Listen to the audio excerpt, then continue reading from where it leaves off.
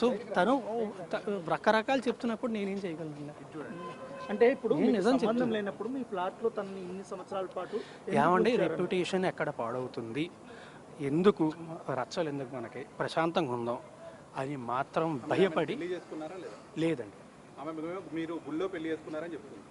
ఏమండి అదే అంటున్నా, మీతోని మేము పెళ్లి చేసుకున్నాం అని చెప్తుంది, ఈయనతోని పెళ్లి చేసుకుంటానని చెప్పి మోసం చేశాను అని చెప్తుంది. ఏది నిజం అండి? అంటే మీరు కలిసి గణపతి పూజ కూడా చేసేవాళ్ళు. ఏమండి కలిసి నేను జీవితాలు నేను ప్రతి సంవత్సరం కూడా నాకు అంటే గుళ్ళకి వెళ్ళి పూజలు చేసి అన్న అలవాటు. ప్రతి సంవత్సరం కూడా వినాయక చవితి రోజు ఖచ్చితంగా పూజ చేయడం అనేది నాకు అలవాటు. అంటే ఒక్క రోజు మాత్రం ఖచ్చితంగా చేస్తాను. గణపతి పూజ చేస్తారంటే పెళ్లి చేసుకుంటే చేస్తారు కదా? కాదండి, మీకు గణపతి పూజ పెళ్లి చేసి చేస్తారు. గణపతి పూజ చేయడానికి పెళ్లికి సంబంధం ఏంటంటే ఏమంటే ఇద్దరం కలిసి ఒకే ఇంట్లో ఉండేవాళ్ళం అండి. ఒకే ఇంట్లో ఉన్నప్పుడు నువ్వు బయటకు వెళ్ళి కూర్చొని ఒకరిని పూజ చేస్తాను అనలేం కదా. ఎందుకు సార్, ఎందుకు ఇద్దరు ఒకే ఇంట్లో ఉండాల్సి? ఏమంటే వివరణ live in relationship back then చెప్పా కదా అప్పట్లోనే. 2000 కూడా అప్పుడు పరిచయం చేయించారు. అప్పుడు తెలుసు మా పేరెంట్స్ కూడా పరిచయం. ఓకే, మా పేరెంట్స్ కూడా పరిచయం. ఈ లావణ్య తమ్ముడు మీతో డబ్బులు తీసుకోవడము, డబ్బులు అడగడం మీకు నేను కంప్లైంట్ ఇస్తానంటే మొత్తం స్టేట్మెంట్ అనేది కంప్లైంట్ అన్ని ఇస్తాను. ఇచ్చిన తర్వాత మొత్తం ప్రొడ్యూస్ రేట్ చేసినప్పుడు ఏమైనా సెటిల్మెంట్ కి ఏమైనా పిలిచారా మీరు? లావణ్యకి సెటిల్మెంట్ చేస్తామని ఏం సెటిల్మెంట్ అండి? ఈ విషయం ఒకసారి పోలీస్ స్టేషన్కి వెళ్తా అన్నప్పుడు ఆమె చెప్పినప్పుడు ఆమె నాతో చెప్పలేదండి. నేను సెటిల్మెంట్కి నేను ఎప్పుడు మాట్లాడలేదండి. ఆమె కూడా నాతో మాట్లాడలేదండి. ఈమె ఆవిడికి ఫోన్ చేసిందండి. ఆమె అది మళ్ళీ అదే సారీ అది కూడా మళ్ళీ చెప్తున్నా, అది ఆమె కంప్లైంట్ ఫైల్ చేస్తుంది. It's not right for me to talk on behalf of. 11 ఏళ్ల రిలేషన్ లో ఏనాడు రాస్తారుని ఇబ్బంది పెట్టని లావణ్య ఈ రోజే ఎందుకు కంప్లైంట్ చేయడానికి వచ్చింది? ఈ రోజు ఏనాడు ఇబ్బంది పెట్టలేదు, ఏనాడు ఇబ్బంది పెట్టలేదు.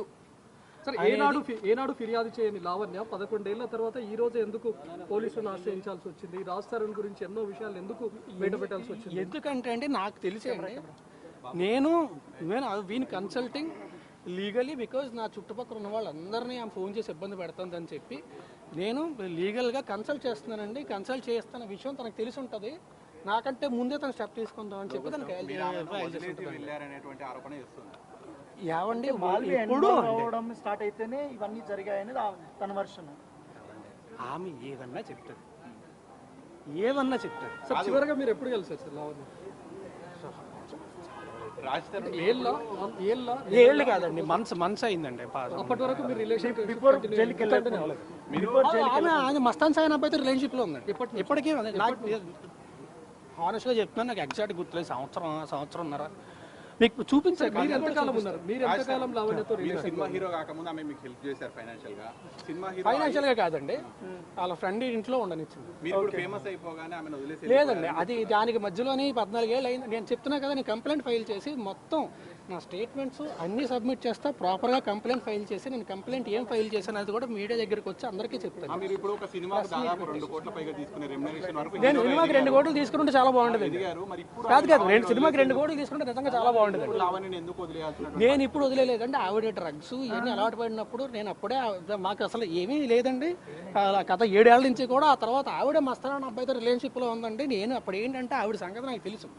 ఆవిడ మీద బ్లాక్మెయిల్ కేసు ఉందండి, ఆవిడ బ్లాక్మెయిల్ కేసు ఉంది. ఈవిడ మస్తాన్ అబ్బాయి పెళ్లి చేసుకోవాలనుకుంటూ పెట్టిన కేసు ఎఫ్ఐఆర్ నా దగ్గర ఉంది. నేను చూసాను, నేను చాలాసార్లు చెప్పాను, చాలాసార్లు చెప్పానండి. ఓకే, నేను అన్నిటికంటే ఎక్కువ నాకు అలవాట్లేదు.